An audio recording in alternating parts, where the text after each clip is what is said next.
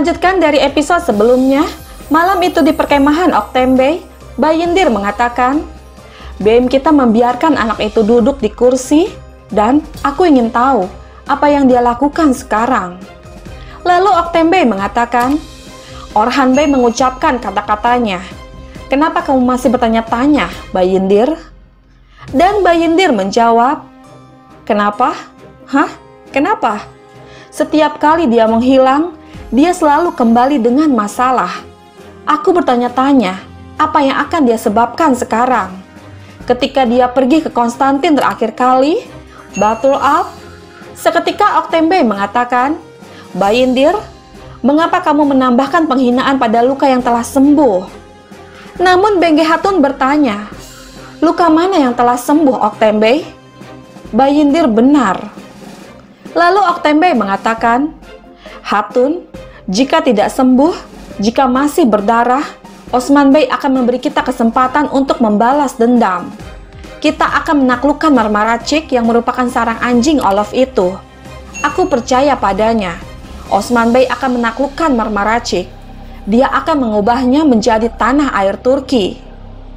Namun Bayindir mengatakan, "Kami tidak menyuruhmu untuk kehilangan kepercayaanmu padanya. Kami hanya memberitahumu untuk berhati-hati. Pria yang mempermainkan kaisar bisa melakukan hal lebih buruk pada kita. Bengge Hatun, apakah aku salah? Katakan sesuatu." Lalu Bengge Hatun mengatakan, "Apa yang berubah jika kau benar, Bayindir Bey?" Oktembe hanya mendengar kata-katanya sendiri. Dia mempercayai Osman Bey lebih dari dia mempercayai kita. Mendengar ini, Oktembe mengatakan, "Jangan bilang seperti itu. Kami mempercayai Osman Bey saat kami akan dieksekusi, dan dia melindungi kami. Jangan khawatirkan aku." Lalu Bayindir bertanya, "Kenapa kamu marah, Oktembe? Jadi, pria ini sangat mempercayaimu?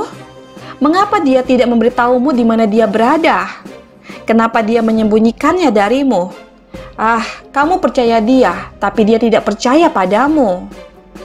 Kemudian Oktembe mengatakan, "Waktu akan menunjukkan kepadaku apakah aku melakukan hal yang benar dengan mempercayai Osman Bey. Selamat malam, Bayindir." Dan saat mereka hendak pergi, dengan berbisik kepada Bengge Hatun, Bayindir mengatakan, "Shobasi berkeliaran di sekitar Alcicek. Berhati-hatilah." Kemudian dia pun pergi dari sana. Menyaksikan itu, Oktembe bertanya kepada istrinya, "Apa yang dia katakan, Bengge Hatun?" Namun Bengge Hatun menjawab, "Tidak ada, itu tentang pasar." Sementara itu di Yenisehir, terlihat Aktemur yang terus-menerus memikirkan keputusan Alcicek membuat dirinya sangat tidak bersemangat. Kemudian mengatakan, "Aku berharap belati itu masuk ke jantungku. Jadi, aku tidak akan mendengar kata-kata itu, Alcicek Hatun." Tapi, itulah. Tidak lama Aisyah datang memasuki ruangan dengan membawakan senampan makanan untuk putranya. Kemudian mencoba untuk menghampiri putranya seraya mengatakan, "Aku membuat Ekdodu tidur. Bagaimana kabar putra besarku? Aktemur, katakan padaku, kamu lagi di gunung apa?"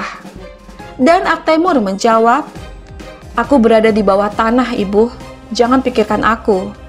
Namun Aisyah bertanya, "Bagaimana bisa kau memberitahu seorang ibu untuk tidak memikirkan putranya?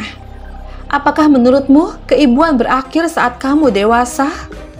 Anakku, air mata yang kamu tumpahkan di dalam itu merobek hatiku." Lalu Aktemur mengatakan, "Tidak ada yang bisa merobek hatimu, ibu. Jangan khawatir."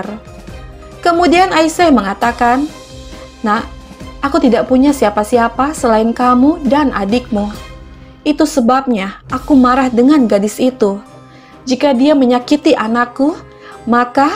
Seketika Aktemur mengatakan, "Aku bilang itu sudah berakhir, ibu. Sudah berakhir. Masalah Alcicek telah selesai. Dia tidak mencintaiku. Jangan khawatir, ini sudah berakhir." Mendengar ini Aisyah mengatakan, "Aku berharap yang terbaik untukmu." Beralih ke perkemahan Oktembe, masih menyimpan penyesalan, Alcicek mengatakan, aku menikamnya dengan belati. Tapi hatiku sakit. Betapa sulitnya mencintai. Mendengar ini Hatun itu bertanya, "Cinta? Kenapa kamu menolaknya jika kamu mencintainya?" Dan Alcicek menjawab, "Untuk mengujinya." Lalu Hatun itu bertanya, "Apa yang kau maksud, Alcicek Hatun?" Dan Alcicek mengatakan, "Bagaimana jika perasaannya tidak benar? Bagaimana jika dia mengejarku karena iseng? Perlu aku ketahui dulu, apakah dia benar-benar mencintaiku. Pertama, dia harus membuatku percaya bahwa dia mencintaiku. Dia harus membuatku percaya agar aku bisa bersamanya." Seketika Bengge Hatun datang seraya berkata, "Alcicek, sudah kubilang jangan menemui bocah itu. Dan sekarang kamu berbicara tentang cintamu padanya di tendaku. Apakah kamu ingin mereka bergosip tentang tenda kita? Aku tidak akan membiarkanmu melakukan itu, Alcicek. Bahkan, kamu tidak akan melihat bayangannya." Mendengar ini Alcicek bertanya, "Ibu, cukup. Apa yang kau inginkan dariku? Kenapa kau sangat menggangguku? Kenapa kau sangat marah? Kesalahan apa yang dilakukan Sobashi?" Dan Bengge Hatun mengatakan, "Bukankah salah baginya untuk mengejarmu tanpa izinku? Tapi aku juga akan membuatnya membayar ketidaksenonohannya. Dia begitu tidak tahu malu sehingga dia masih mengejarmu setelah semua yang aku katakan padanya." Mendengar ini Alcicek mengatakan, "Ibu, dengarkan dirimu sendiri. Hati-hati dengan kata-katamu. Ketidaksenonohan apa yang dilakukan Aktemur?" Seketika Bengge Hatun menamparnya seraya berkata, "Kendalikan dirimu. Kau memberontak melawan ibumu untuk bocah yang baru saja kau temui. Kamu tidak akan menemui bocah itu lagi. Jika dia melewati jalanmu, maka ubah arahmu. Mulai sekarang, kau tidak akan pergi dari pandanganku." Keesokan paginya, di hadapan semua pasukan Alpennya, Osman berkata, "Prajurit Kai, kita akan menghadapi pertempuran yang sulit. Bahkan, jika kita tidak pergi ke arah musuh, mereka akan terus datang ke arah kita. Ini adalah pertarungan antara hak dan tahayul. Alpenku yang pemberani. Sekarang, saatnya kita menyerang tanah orang-orang kafir seperti gada baja." Marmaracik menjangkau tanah orang-orang kafir seperti seekor domba jantan. Jika kita menaklukkan benteng itu, kita akan mampu menaklukkan lebih banyak lagi. Kuda kita menghadap ke depan, dan kita selalu menghadap ke barat. Ayo Alpen, saatnya untuk penaklukan. Kemudian mereka pun berlari menuju Marmaracik. Sementara itu di Yenisehir, Malhun bertanya kepada Aktemur, "Katakan padaku, Shobachi, bagaimana keadaannya?"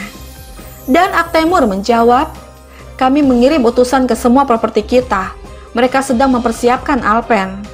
Orhan juga mengatakan, "Aku mengirim Alpenku dari Karacahisar ke Yenisehir dengan pakaian sipil. Mereka sedang menunggu perintah Anda, Ibu." Lalu Malhun bertanya, "Bagaimana situasi di sekitar sini? Apakah kita mengambil tindakan pencegahan di luar?" Dan Aktemur menjawab, "Mata-mata kita berpatroli di sekitar Yenisehir. Mereka menyamar sebagai pedagang dan pengembala, Malhun Hatun." Tidak lama Aisyah datang memasuki ruangan. Kemudian Malhun bertanya, "Aisyah, apakah ada berita dari Marta?" Dan Aisyah menjawab, "Dia seperti semut, dia tidak berhenti. Ada barang masuk dan keluar." Lalu Malhun mengatakan, "Kita akan melihat apakah dia semut pekerja keras atau ular yang menunggu untuk menggigit." Sahabat kita beralih sejenak ke Olof. Di hadapan semua tentaranya, dia berkata, "Prajurit, kita akan membantai Yenisehir hari ini.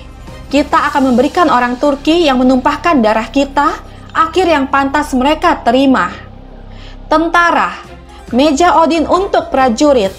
Kita tidak akan menunjukkan belas kasihan kepada mereka yang menumpahkan darah kita dan Bizantium. Kita akan membunuh semua orang yang kita lihat. Kalian akan menyusup ke Yenisehir. Jangan lupa, jalan termudah untuk menghancurkan musuh adalah menghancurkannya dari dalam. Beberapa dari kalian akan mati di jalan ini.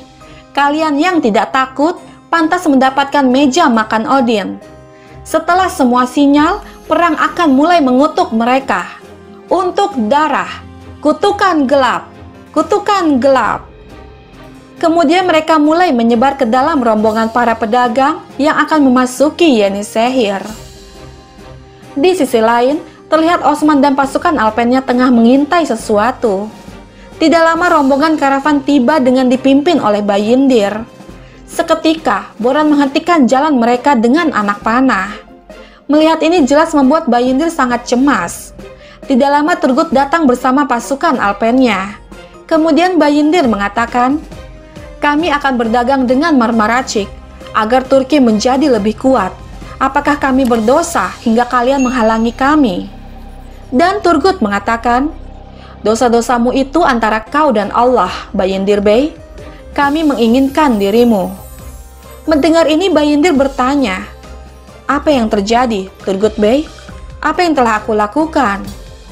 Dan Turgut menjawab, "Lihatlah siapa yang datang." Kemudian Osman dan pasukan Alpennya keluar. Melihat ini jelas membuat Bayindir sangat kaget. Kemudian Osman mengatakan, "Bayindir Bey, kau akan membawa kami ke benteng." Masih dengan perasaan terkejut, Bayindir mengatakan, "Aku akan mengorbankan hidupku untukmu, Osman Bey. Tapi, apa tujuanmu?" Dan Osman menjawab, "Marmaracik akan menjadi tanah Turki. Kita akan menaklukkannya. Ini sudah waktunya. Kau akan ikut dengan kami." Dengan gugup Bayindir mengatakan, "Jika kau ingin penaklukan, kami akan mendukungmu, Osman Bey. Ewalah, ewalah."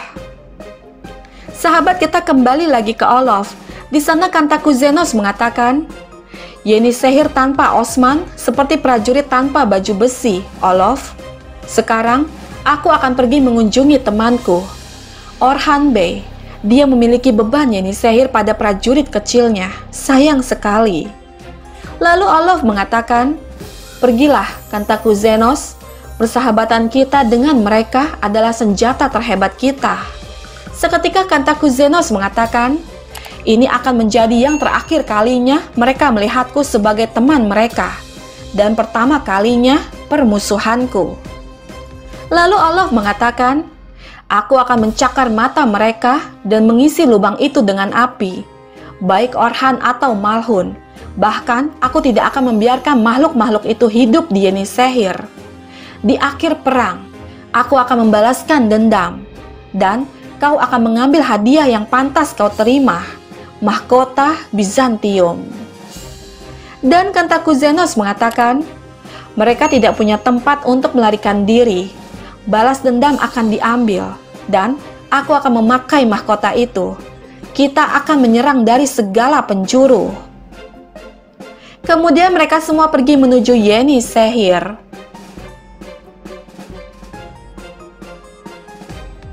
Sahabat, bergabunglah terus bersama kami untuk mengetahui kisah selanjutnya.